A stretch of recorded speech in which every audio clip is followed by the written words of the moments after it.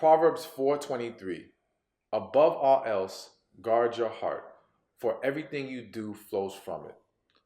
Now, many of you are familiar with this scripture. I see so many, I hear so many saying we have to guard our heart, we have to guard our heart. And you use this to validate walking around with walls up and trying to protect yourself from being hurt. And let me tell you, you're getting this scripture wrong. Now, before you feel some kind of way about that, let me throw in there real quick, subscribe to the channel. And be sure to comment below because I want to hear your thoughts and I want your feedback on this. All right. But let's get into this. Guarding your heart. Here's the thing. Guarding your heart, and this is my personal interpretation, and I encourage any of you to pray about what I'm speaking on right now and to ask God if what I'm saying is true and is the way that you should be looking at this scripture.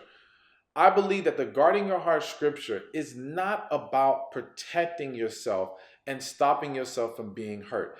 Because the reality is that in life, we're all going to get hurt. We're all going to experience disappointment. We're all going to go through some things we don't want to have to go through. And you cannot stop that from happening. But when you live your life, quote unquote, guarding your heart, you live your life in fear. You live your life with your walls up and being skeptical and being negative and being pessimistic because you're looking and being on guard of everything that can come too close to your heart, too close to making you feel vulnerable in a way that you're going to end up disappointed and hurt. That's not a way to live life. Let me explain something to you. If you are walking in fear, you're letting the devil use you. Plain and simple. There's no way around that. The only way to make sure you're on the right side of things is to walk in faith. So guarding your heart isn't about not getting hurt.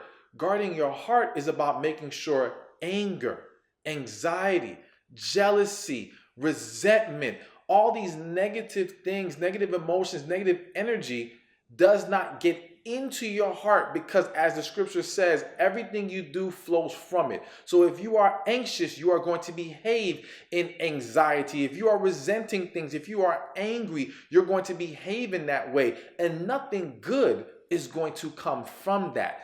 That's the real issue. That's what you have to be mindful of. But this idea that you have to be very cautious when you're dating, be overly cautious or be very protective and closed off with family, friends, and those who are trying to love you because you don't even trust them that way.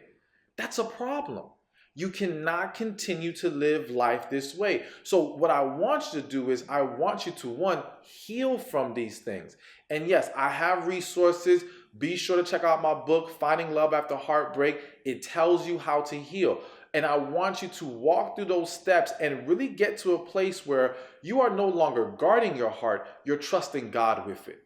You're trusting God to lead you through life. You're allowing yourself to be open, to be vulnerable, to pour all the love and positive energy out of it so that you can receive it in return. Because the same walls you have up to protect you are the same walls blocking your blessings. And I don't want your blessings being blocked anymore. So please change your perspective. But again, just pray about this. Pray about what I just told you.